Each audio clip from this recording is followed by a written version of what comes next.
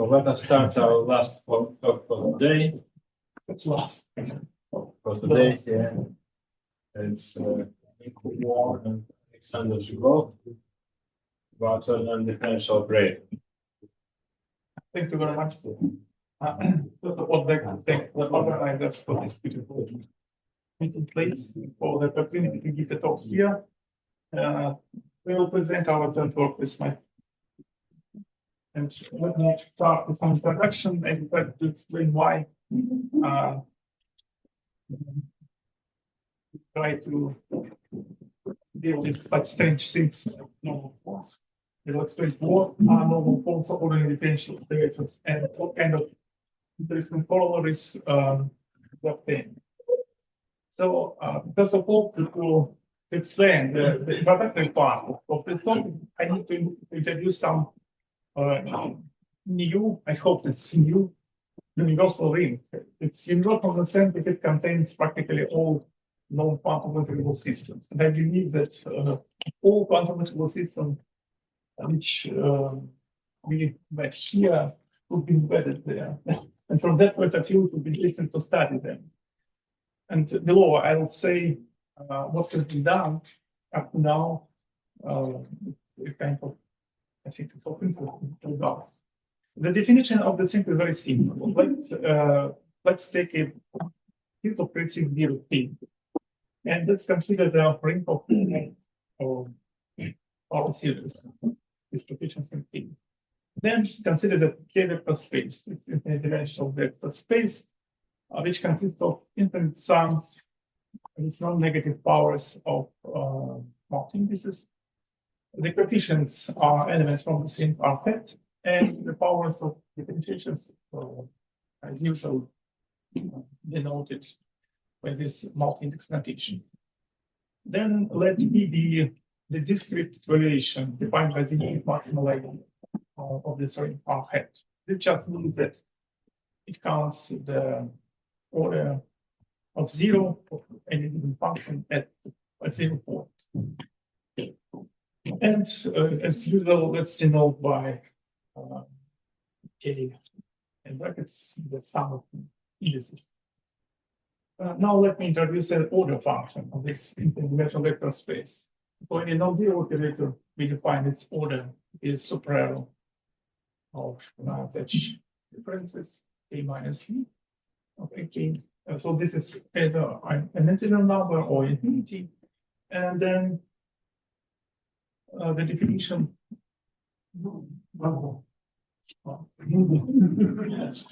And then the definition of the ring is very simple. Appears to be very simple. Let's just take all elements from the vector space which are finite order. And then it appears that this ring is first of all this is a ring. The state of all such elements. These natural operations of multiplication information coming from the ring of differential operators. Then it's easy to see that it contains the ring of usual differential operators Dn as a dense subring, and then the ring R has natural structures left Dn hat same model, which extends its natural structure for left Dn model, which just means that the elements from this ring Dn hat C acts on elements of R hat as differentiations and as differential operators on function. And we can think about this model structure in these terms. It will simplify our understanding. Then it appears that this ring is a simple universum that contains many useful objects. For example, operators from this ring can realize arbitrary continuous and homomorphisms of the K-algebra R has Dirac delta functions, operators of typization, difference operators, etc. And as I said, from that point of view, it's interesting to study known quantum mechanical systems inside this ring. So let me introduce one example, both for notation and for explanation. If you take the series P alpha, which is just a quite usual notation, I think, in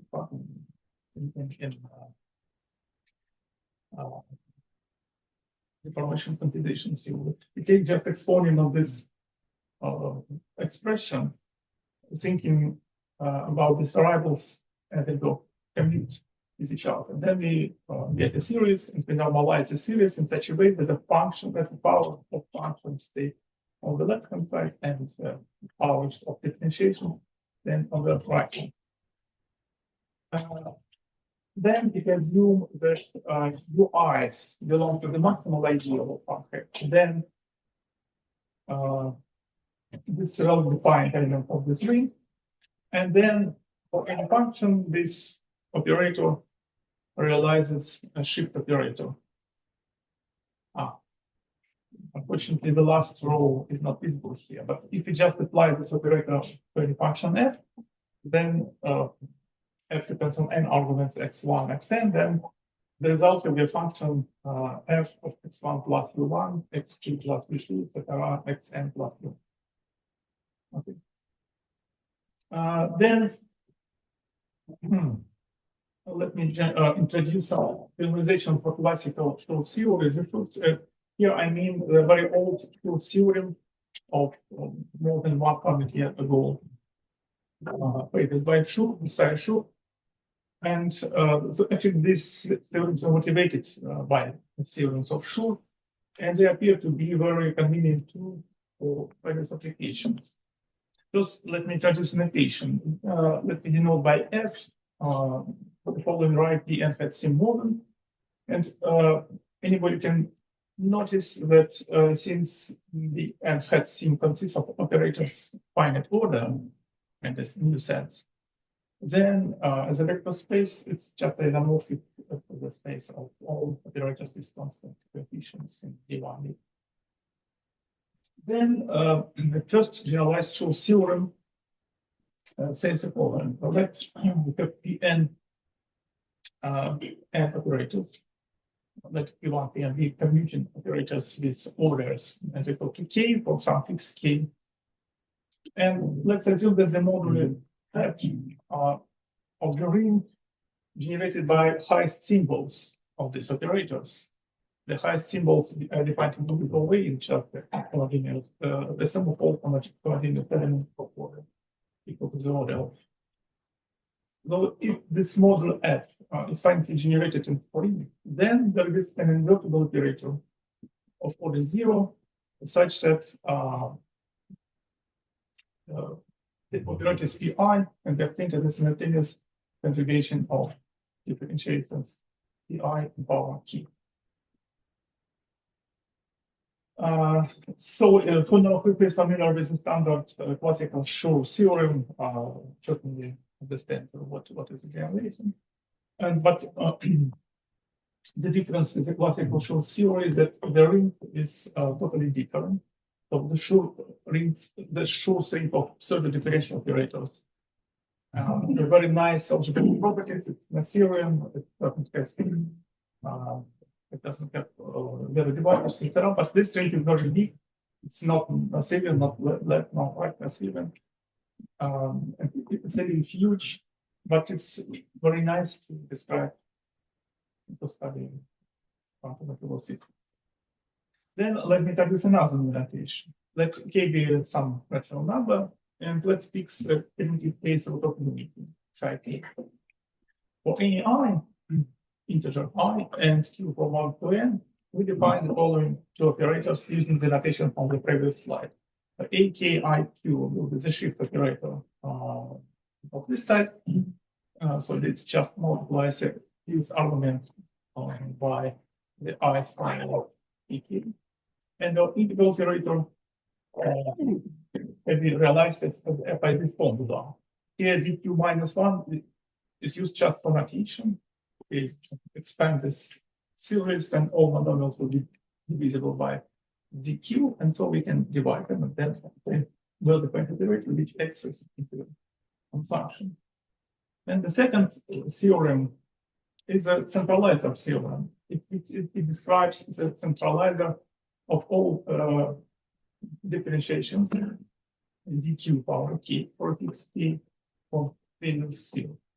So it says, assume that we have an operator which can use this all derivations power k.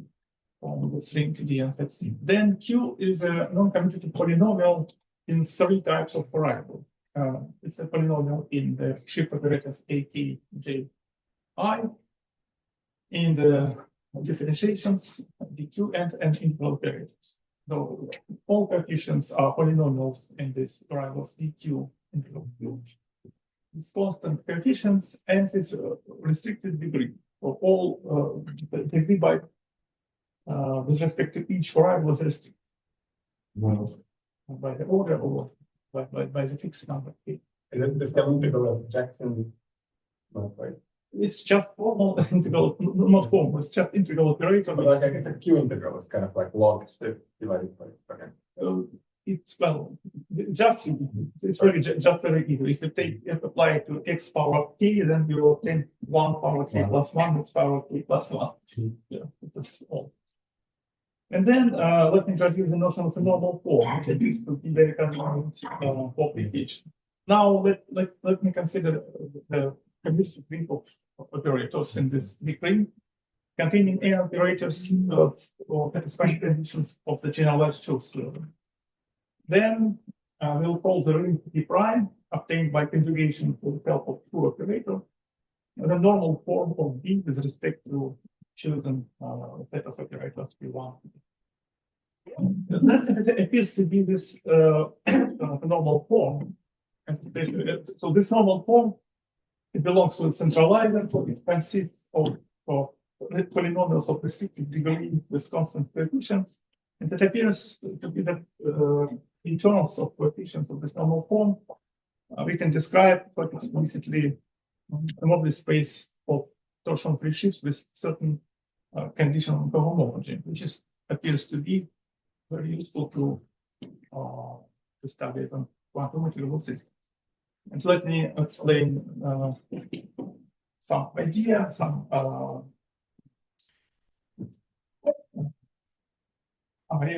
to apply these normal forms, how we want to apply this normal form in the future, and what have been done before.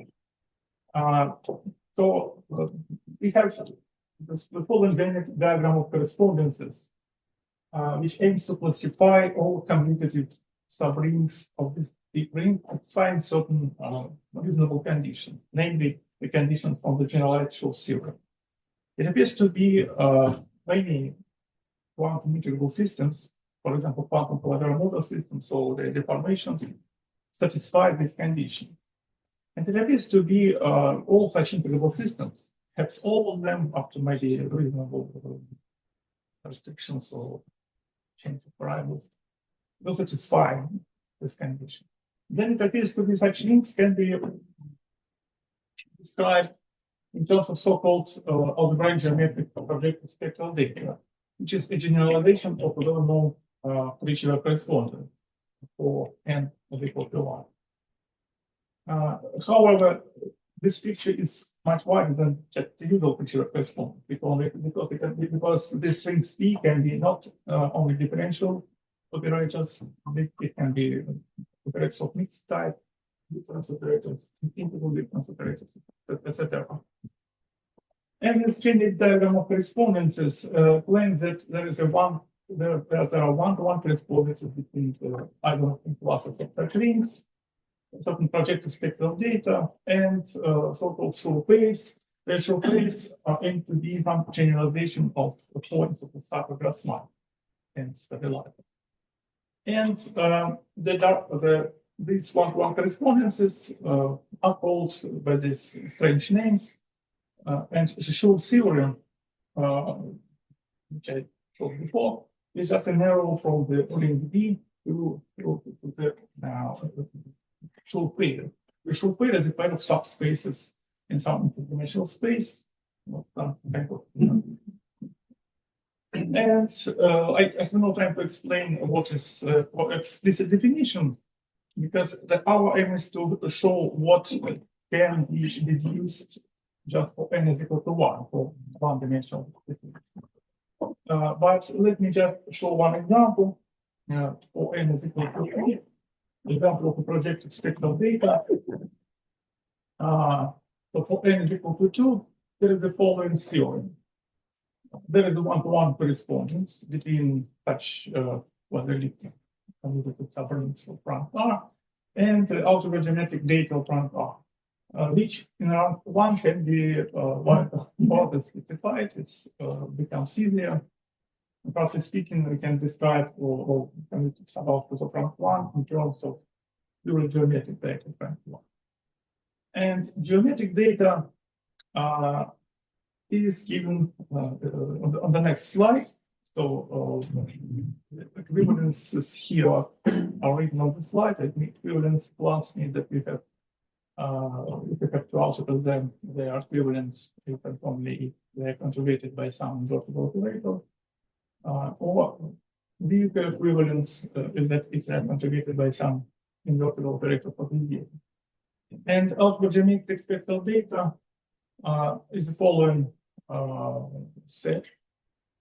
In dimension 2, it consists of an integral projective algebraic surface, an integral ample Cartier divisor, 50% divisor of infinity. This is a given self-intersection index.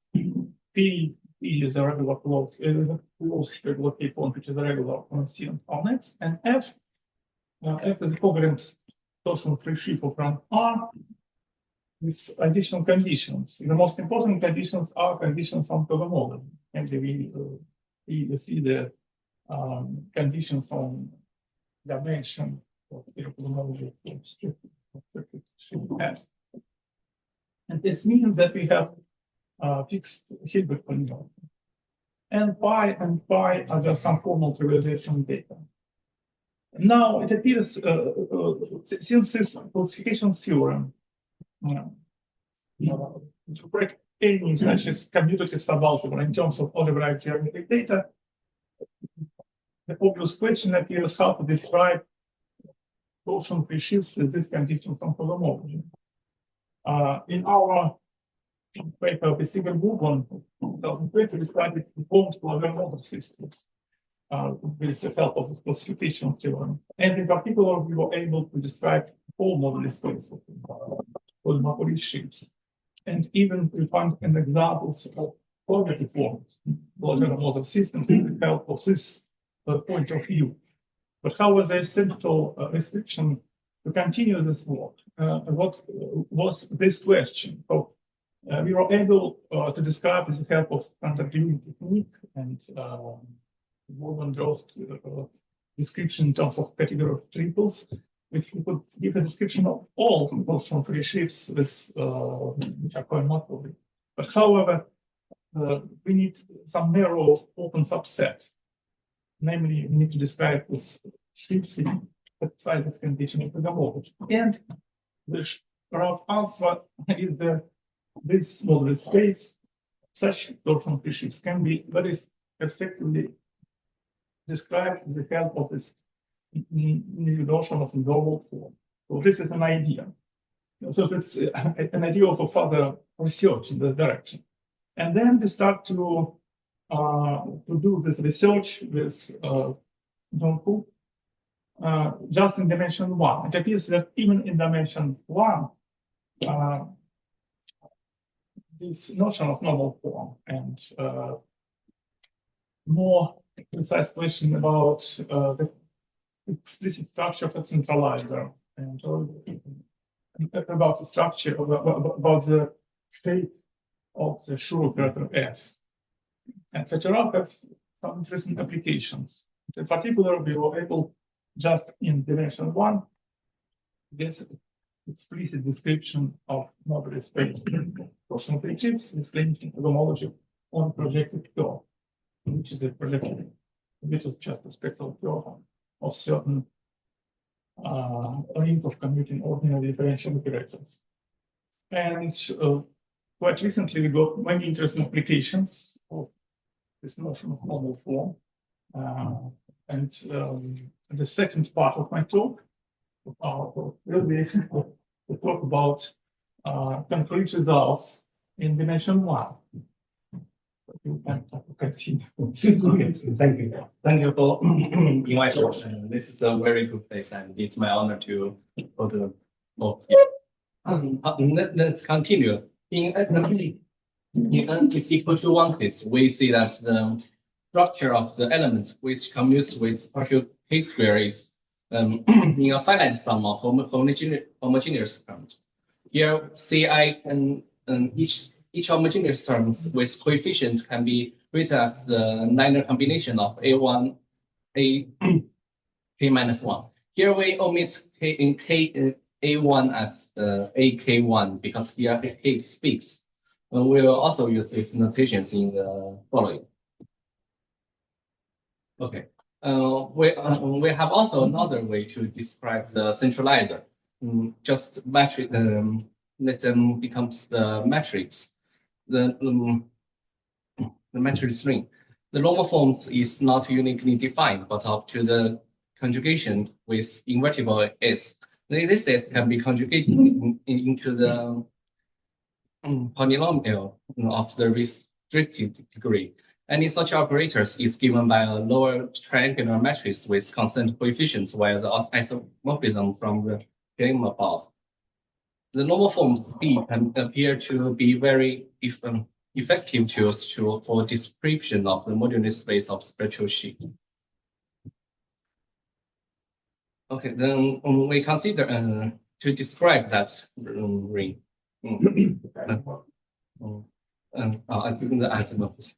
Consider the skew polynomial R is equal to that one. Here, sigma is just to shift the operators. The last one becomes the first one, and the others shift. And define the right quotient ring B as the localization of the multiple set S. And B here is conjugate to the KD, D, and D minus the new ring. Here, D minus act on A is just the sigma of A. Let's CB become the center of B. We know that the CB is in totally conjugate isomorphism to e power k in e power k and e minus k. So now we know that B can be the structure of the C of B. Moreover, we have this isomorphism. B is isomorphism to the matrix over C of B, and this is induced by the following isomorphism phi. This match to the vectors into the matrix H0 to H minus as a diagram matrix, and the DF CD as the skew diagram matrix. And here we construct the specific isomorphism of this centralizer.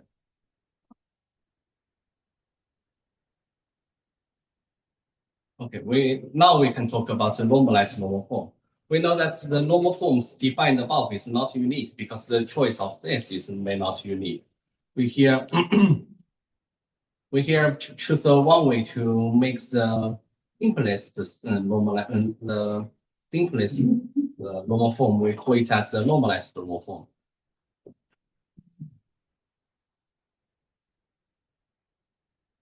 And we here denote the XB is as a corresponding affine algebraic set determined by the relations on the coefficients of the Ki prime in way. Okay, this is the first important theorem here. After we define the normalized norm form, we can say it's, there's a one-to-one correspondence between the normalized norm form and the spectrum with the spectral data and CPF. Because here is n equal to 1 case, so we here spectral data with only 3 items, C, P, and F. C here is the curve, and the P is a regular close point, and the F is the sheaf. And this here should be divided by the conjugations we show above. It's just some scalar product. And here F has the additional data that it has vanishing cohomology in rank 0 and in dimension 0 and dimension 1. This theorem indicates that the modular space of such sheaves are a fine open set of the modular space of semi-stable torsion-free sheaves with here both polynomial on the curve. The geometric data CPF is a part of spatial data from the well-known classification of commutative subring of ordinary differential operators. Here, this is the rank 1 creature error Morford classification. For rank, here B is the commutative subring of D1 of rank R. If the rank of B is defined as the greatest common divisor of the order of all operators orders, seeing the above below here. So in rank 1 case, there are only three spectral data, and in R is greater than 1 case, we have 5 spectral data. There are extra Z and B. And the spectral data is constructed as follows. C is the integral projective curve over T, and P is the regular point, and F is the coherent torsion-free sheaf of rank R with vanishing cohomology. And Z here is the local coordinate at P, and phi is the isomorphism induced by the OP models. Here, C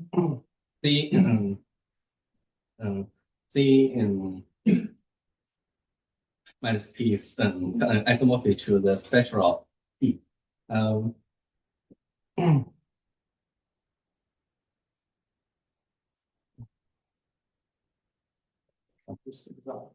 Okay.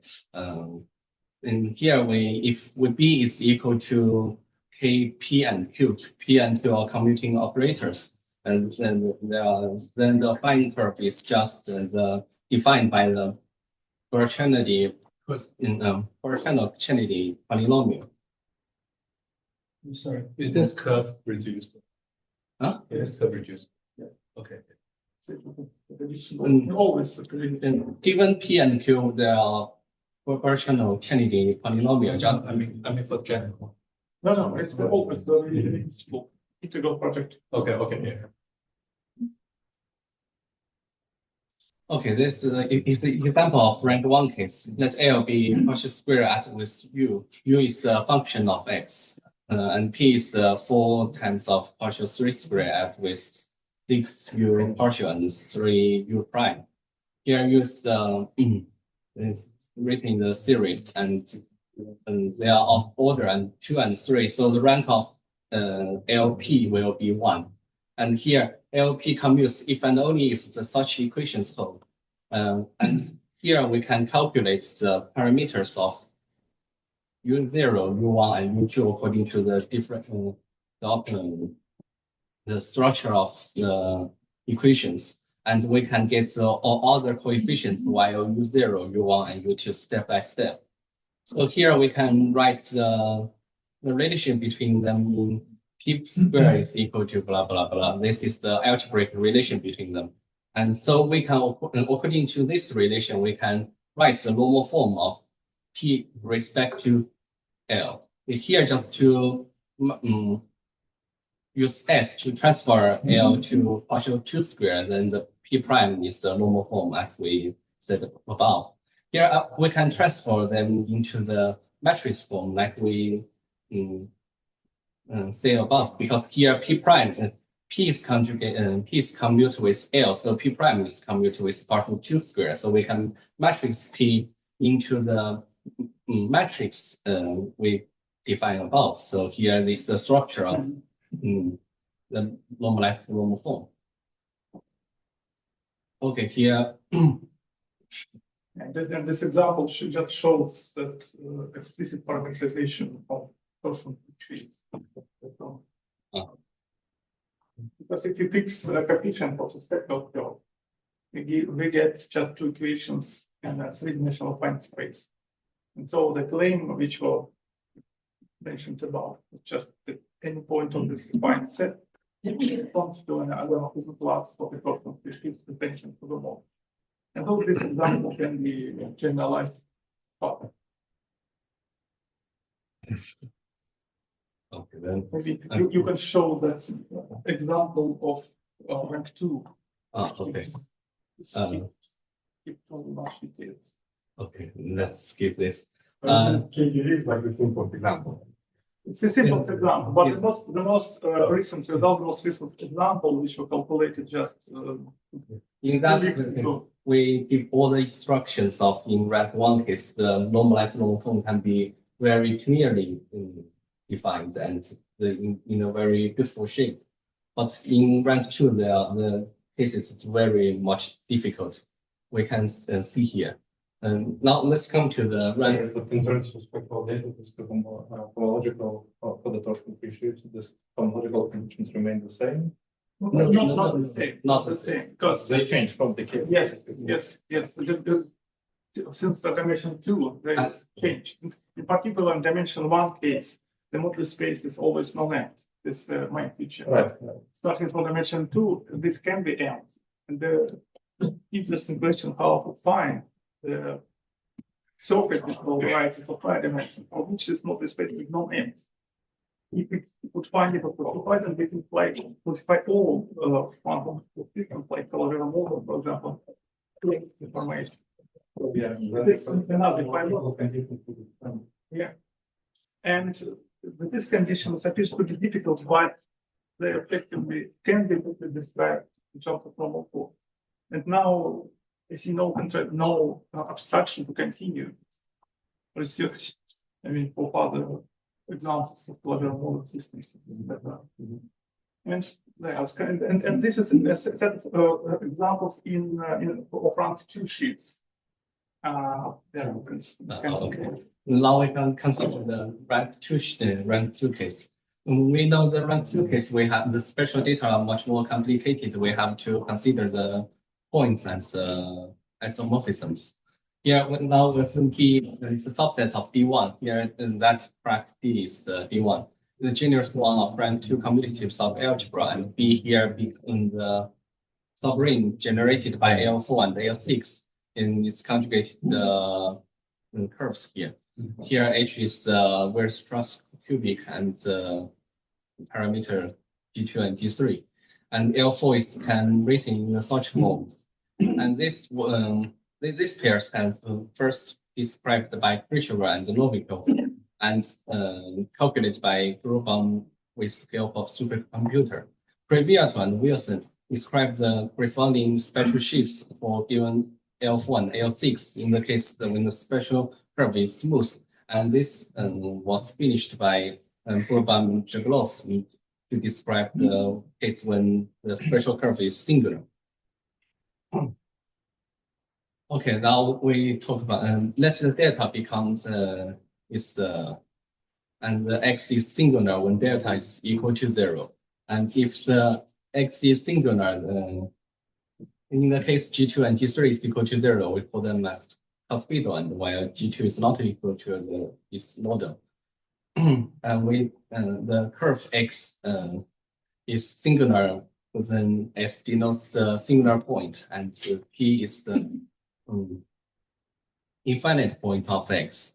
Here we just focus them in the projective space. If X is singular, then S denotes the unique singular points. And here we denote the semi-X as a category of the semi-stable coherent shifts of X of slope 1. And denote S as a unique rank 1 object of semi-X, which is not locally free. And A is our TR rank 2 shifts, and when X is singular, Q is a smooth point, then we denote BQ as a decomposable rank 2 locally free shifts of from semi-6 X. If X is hospital, then we denote U as the unique decomposable and not locally free objects from semi-X. And when X is nodal, there are two objects, U plus and U minus. So roughly speaking, this is a description of all zoo of torsion free sheaves, spectral sheaves in the sense of which have map of correspondence for this partial case of elliptic curve or of its degenerations. And these are so-called exceptional or non-decomposable sheaves, and also there are a set of decomposable sheaves which are just sums of linear maps. The more details can be viewed in the paper in Burba and Zheglov. Now we calculate the normal forms according to the different sheets. Here in the case when f is conjugate to s o plus s plus x, and we can calculate in this case x must be singular and it must be a self-adjoint case. Self-adjoint case means that Rx above will be equal to 0. And here H can only be D6 square. So this is a very simple case. And we can calculate the matrix form of H. Here should be in this form. And the BQ case is not, this is can only in the self-adjoint case. And here the curve is singular and there are two possibilities. And both H1 and H2 can be the possible normal forms. So here we have, they have different matrix form here. The matrix form just after the C and the G. Yeah. So I will have a proposition that if B and B prime are the same special sheet, but they have different normal forms, so that here we know there exists an invertible operators from this notation has to be omitted about So here, if we denote a matrix form of this invertible T, we know that when transform they all into the matrix, we know that hat T is the invertible matrix such that the H can be conjugated, H1 and H2 is similar under this invertible matrix hat T. So there are other examples when F is equal to Q1, OQ1 plus OQ2. Here, there are two cases, in self-adjoint case and non-self-adjoint case. First, in self-adjoint case, we can calculate Q1 and Q2 in this coordinate. We here denote Wx as the series, and here we can calculate there are also two possible normal forms here, H1 and H2 in these forms. And H1 is in the case when W has 1, 0. So roughly speaking, we get finally here alternative description, which fits very well with the known description of the torsion sheaves in terms of this normal function presented by matrices. Yes, which So just the list is huge, so it's we don't have time to show everything. Okay, then that'll be fast. This is the matrix form according to the normal forms. Can just list. Yes, this is the non-self-adjoint case. And here we can write the normal forms of them, and we can transform them into matrix. This H3 is a little bit huge, and H4 is like this one. So H3 and H4 is they have the same sheaf structure, so they can also be conjugated similar. So we can take T2 here, just conjugate them together. And this another sheaf is a TR sheaf tensor with the OQ. Here is the case when W0. Okay, just keep it. Okay, so they can conjugate it also. And so the main message here, the conclusion is that as we have checked for known examples, all this model space, all this torsion sheaves, this vanishing cohomologies and recur can be absolutely explicitly described in terms of this matrix normal form. So the coefficients can be thought as local coordinate on this modular space. And what is important that they describe the whole modular space, or the whole torsion sheaves with vanishing cohomology, without any restriction on polarities. So this is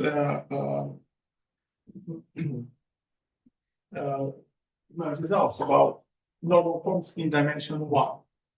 So except that we got several further results about the complete shape of the Schur operator and about normal forms of non-commuting operators. But I'm afraid that we don't have time to explain the details more briefly. Just let me mention, but just mention that there is a way to describe all differential operators inside this different. There's a way to describe the state of Schur operation in a prescribed way. And at last, there is a certain description of normal form for non-commuting operator, which would be also useful for studying some questions or solving some problems in the first grade algebra. So I think it's enough. So thank you for attention. If you have any additional questions.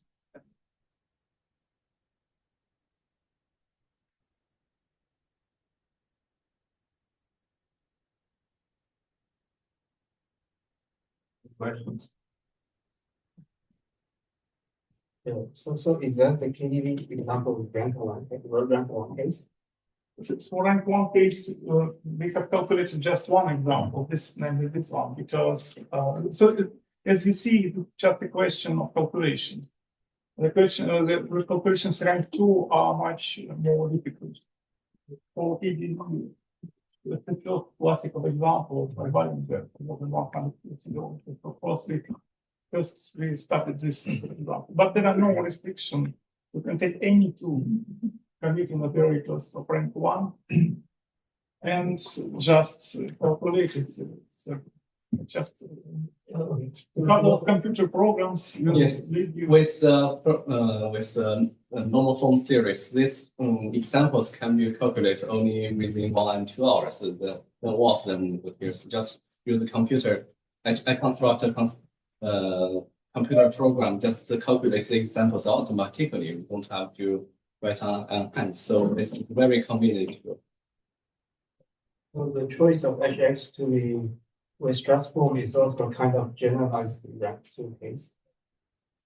The choice of what? Sorry. The elliptic function with Weierstrass form is also kind of generalized case. Yes, you could. This potential can be an arbitrary function.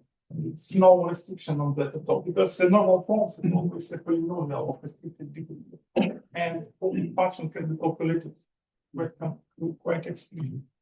This is most beautiful feature, and as I said, we can apply it to other questions, problems from the algebra, say, physics problem about endomorphisms and tautomorphisms. Or even in this case, in dimension one, there are many interesting applications. And with the same technique, we can study, say, difference operators. My other student, we calculated several examples of novel forms of difference commuting operators, appearing recently in the work by Mironov. It's pretty more sure. It appears to be the novel forms, in their case, will be the same.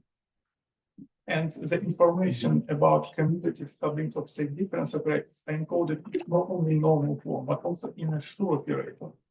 For differential operators, we studied the shape of the Schur operator in our recent preprint.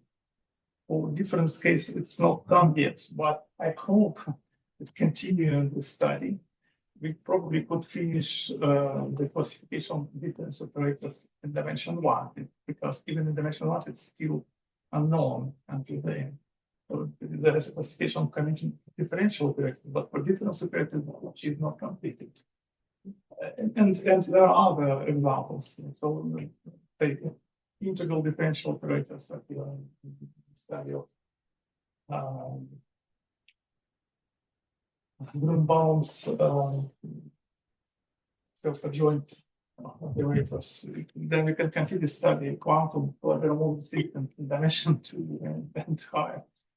And there are deformations, because all of them can be considered from that point of view. We are able to find geometric data, then we are able to find normal forms. Let's see, we can calculate it quite explicitly. And in good cases, we can even compute some these examples of quantum systems. It's interesting because it's some interaction between representational theory, say, methods of constructing such integrable systems and purely geometric way classification, extension of which occurs. This is my idea.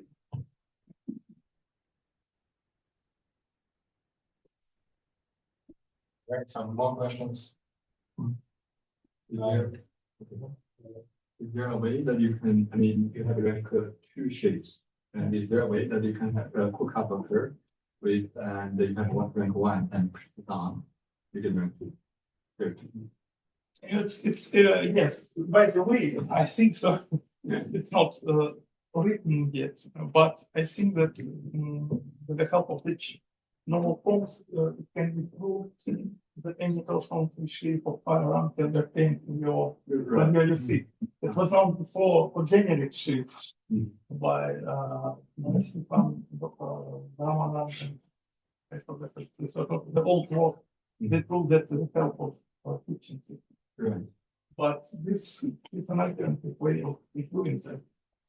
And it's feasible. You can see where it comes from above. It brings.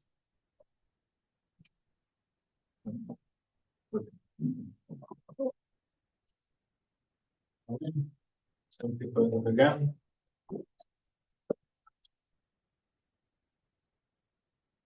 Yeah, finishing for today.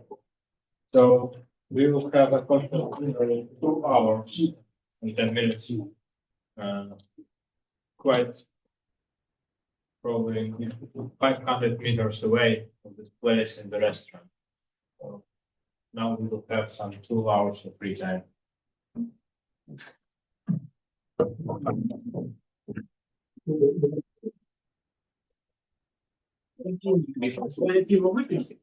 Я уже без вас выполнил.